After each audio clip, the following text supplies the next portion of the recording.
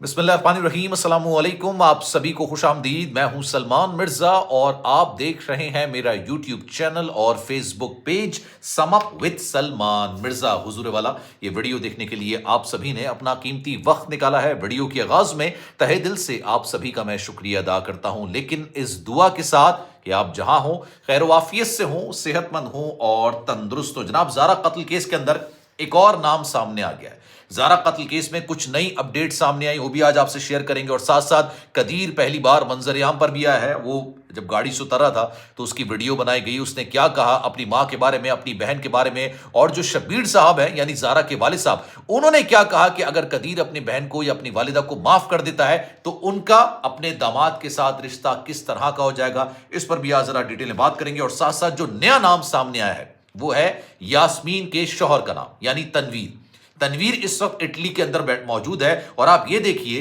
کہ ایک لڑکی کو قتل کیا گیا، اس کے جسم کے ٹکڑے کیے گئے، اس کو نالے میں پھینکوا دیا گیا، اور اس کے زیورات، اس کے پیسے، اس کے پاسپورٹ کو باقاعدہ طور پر اپنے پاس ضبط کر لیا، چھپا لیا تھا۔ جب اس گھر کے اندر، جہاں پر یہ ساری واردات ہوئی تھی، پولیس جب اس گھر کے اندر داخل ہوئی تو اس تمام دروازے جو الماریوں کے تھے وہ ٹوٹے ہوئے تھے، جو لاکس تھے وہ ٹوٹے ہوئے تھے، اور ٹھیک ٹھاک سونا غائب تھا۔ میں نے آپ کو بتایا تھا جناب، تقریباً 12 سے 15 تولے کے قریب سونا تھا، 11,500 ریال تھے، تقریباً 6-7 لاکھ روپے پیسے تھے جو کہ غائب تھے۔ اب یہ کس طریقے سے ریکور کیے گئے؟ اور صبا، یہ وہ لڑکی ہے جو کہ قدیر کی بہن ہے، قدیر کی بہن ہے اور سغرا کی چھوٹی بیٹی ہے۔ اس کو اور اس کے بیٹے کو باقاعدہ طور پر کہا گیا تھا کہ آپ کا اس کیس سے کوئی تعلق نہیں ہے، لیکن اب یہ انکشاف ہوا ہے کہ جب یہ قالین کو دھو رہے تھے، جس قالین پر یہ زارا کے ٹکڑے کیے گئے تھے، اس کے جسم کو کاٹا گیا تھا، تو سوچیے اب جو خون کے دھبے لگے ہوتے ہیں اس کو بعد میں دھویا گیا، وہ بھی اب انہوں نے ضبط کر لیا تاکہ اس میں بھی شواہد اکٹھے کیے جا سکے۔ لیکن جب یہ سب کچھ ہو رہا تھا تب صبا وہاں پر موجود تھی، جب یہ چاول چڑھائے جا رہے تھے، جب یہ کھانا بنایا جا رہا تھا، اور باقاعدہ طور پر زارا کے خون کے جو دھبے تھے اس کو صاف کیا جا رہا تھا، گھر کو دھویا جا رہا تھا، تب صبا وہاں پر موجود تھی۔ اور یہ کیسے ہو سکتا ہے کہ گھر کے اندر ایک انسان کو جانور کی طرح کاٹ دیا جائے اور اس گھر کے اندر اس کی بدبو نہ پھیلے؟ صبا کہہ رہی ہے مجھے تو پتہ ہی نہیں، میں تو صرف کھانا بنانے کے لیے آئی تھی۔ حالانکہ جب وہ کھانا بنا رہی تھی اس وقت وہ قالین سے باقاعدہ خون صاف کیا جا رہا تھا۔ پھر کیا ہوا؟ جو یاسمین ہے، اس سارے معاملے کے بعد اس نے تنویر کو کال کی، اپنے شوہر کو اٹلی کے اندر کال کی، اور یہ کہا کہ ہو سکتا ہے کہ ہمیں پکڑ لیا جائے، شامل تفتیش کر لیا جائے، اور ہم لوگ تمہارا نام بھی لے دیں گے، اس لیے اس سارے معاملے کے اندر ہماری مدد کی جائے۔ اب تنویر نے بیرون ملک بیٹھ کے ان لوگوں کی مدد کیسے کی؟ وہ جو سونا غائب کیا، وہ جو ریال غائب کیے، وہ جو پیسے غائب کیے، اس میں تنویر کا کردار تھا، یعنی یاسمین کے شوہر کا کردار تھا۔ پھر ہوتا ہی ہے کہ صبا جو ہے وہ کال کرتی ہے تنویر کو، یعنی اپنے بہنوئی کو کال کرتی ہے اور کہتی ہے کہ اس سارے معاملے کے اندر کچھ بھی پتہ ہے، کچھ بھی معلومات ہے تو وہ ہمیں بتا دو، ایسا نہ ہو کہ پھر اور مسائل خراب ہو جائے، معاملہ بگڑ جائے، یہ پیسے، یہ پاسپورٹ، یہ تمام چیزیں کہاں رکھی ہیں۔ تو تنویر پھر یہ نشاندہی کرتا ہے کہ سونا کہاں رکھا ہوا ہے، 11,500 ریال کہاں رکھے ہوئے ہیں، 4 لاکھ پاکستانی روپیز کہاں رکھے ہوئے ہیں۔ اور پھر صبا، بلکہ صبا نہیں جاتی، صبا کی جو ساس ہیں وہ جاتی ہیں گھر، اور جا کے ان تمام چیزوں کو جو چھپایا جاتا ہے ان کو ریکور کروایا جاتا ہے، یعنی تقریباً 11.5 تولے سونا ریکور کر دیا جاتا ہے، 12 تولے سونا ہے، تقریباً 11,500 ریال ہے، اور 4 لاکھ کے قریب پاکستانی روپیز ہیں جو کہ ریکور کر لیے جاتے ہیں، لیکن پاسپورٹ ابھی تک زارا کا نہیں ملا ہے۔ یہ اتنے گھنونے قسم کے لوگ ہیں، اتنے خطرناک قسم کے لوگ ہیں کہ ایک لڑکی کو مار کے، کاٹ کے پھینک دیا اور اس کے پیسے ضبط کر لیے، اور جب ان کو پکڑ لیا گیا، میں نے آپ کو ہمیشہ یہ بات بولی ہے، اس کو پکڑنے کے بعد سغرا، یاسمین، جو نوید تھا، ان سب کو پکڑنے کے بعد ان کو ذرا سی پشیمانی نہیں ہے، ذرا سا افسوس نہیں ہے، ذرا سا گلٹ نہیں ہے کہ یار ہم سے اتنا بڑا جرم ہو گیا۔ انہوں نے اس پیسے کو سنبھال کے رکھا کہ آج نہیں کل اگر ہمیں معافی مل جاتی ہے، ہمیں تمام چیزیں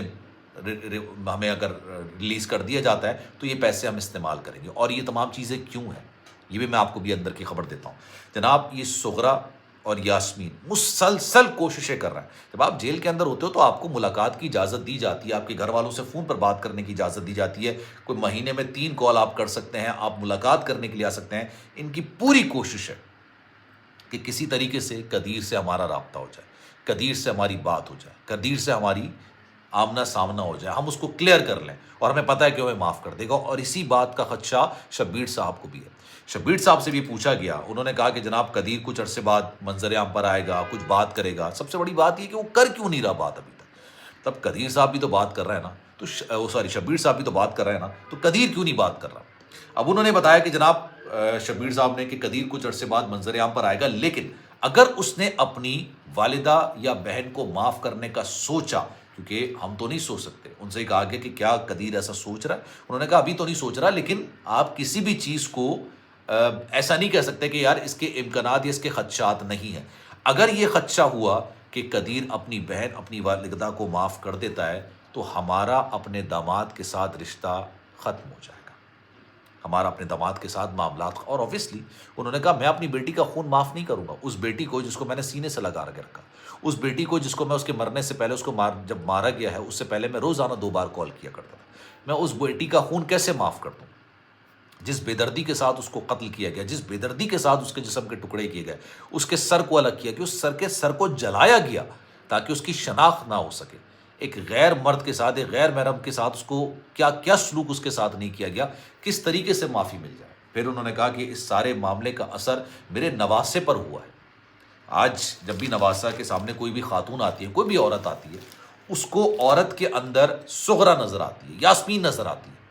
وہ ڈر جاتا ہے، وہ سہم جاتا ہے، وہ اپنے باپ کی گود کے علاوہ، میری گود کے علاوہ کسی اور کے پاس نہیں جا رہا، اور پچھلے 3-4 دن سے وہ بیماری کی حالت میں تھا، اس کو ڈرپس لگ رہی تھی۔ یہ بات میں نہیں کہہ رہا، یہ زارا کے والد صاحب نے اپنے انٹرویو کے اندر کی، اور وہ بندہ ہر ایک کو انٹرویو دے رہا ہے، ہر بندے سے وہ بات کر رہا ہے، جو بھی اس سے بات کرنا چاہتا ہے وہ اس کو انٹرویو دیتا ہے، بات کرتا ہے، لیکن قدیر پتہ نہیں کیوں خاموش بیٹھا ہوا ہے۔ تو انہوں نے بتایا کہ جناب آج نہیں تو آنے والے دنوں میں قدیر بھی منظر عام پر آئے گا، اور وہ بھی اس حوالے سے ساری ڈیٹیل میں بات کرے گا۔ لیکن آپ یہ سوچئے کہ انہوں نے یہ پیسہ، یہ سونا، یہ ریال، یہ کیوں چھپا کے رکھے ہوئے تھے؟ یہ انہوں نے اس مقصد کے لیے چھپا کے رکھے تھے کہ آج نہیں تو کل اگر ہماری رہائی ہو جاتی ہے، اگر ہمیں معاف کر دیا جاتا ہے، اگر قدیر کے دل میں رحم آ جاتا ہے، یہ تمام چیزیں واپس ہو جاتی ہیں، تو باہر آ کے انہی سی چیزوں تو انجوائے کریں گے۔ اور اس میں سغرا سے زیادہ یاسمین کا کردار تھا، اس نے اس ساری چیزوں کو چھپانے کے لیے تنویر کا سہارا لیا، اس بندے کا سہارا لیا جو وہ دور اٹلی کے اندر بیٹھا ہوا ہے۔ تو سوچیے سارے لوگ ملوث ہیں۔ اب صبا اور اس کے جو بیٹا ہے اس کو بھی شامل تفتیش کرنے کی بات کی جا رہی ہے کہ ایسا ہو ہی نہیں سکتا کہ گھر کے اندر کارپیٹ سے خون صاف کیا جا رہا ہو اور آپ آ کے بریانی بنا لیں، گھر میں آپ چاول چڑھانے کے لیے گھر پر آ جائیں، ایسا ہو ہی نہیں سکتا نا یار۔ گھر کے اندر کہتے ہیں نا گوشت کی بھی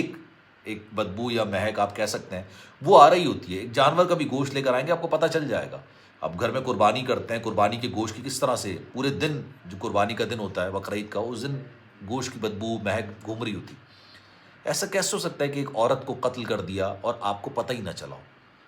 خیر جناب، اس کی یہ تمام چیزیں اپڈیٹ سامنے آئی، اس پر آپ کی رائے کیا ہے؟ میں چاہوں گا کہ آپ سب کامنٹ سیکشن میں اپنی رائے کا اظہار ضرور کیجیے گا۔ سلمان مرزا کو دیجیے اجازت، زندگی رہی، صحت رہی، آپ کی دعائیں رہیں تو انشاءاللہ پھر ملاقات ہوگی۔ خیال رکھیے گا، اللہ حافظ۔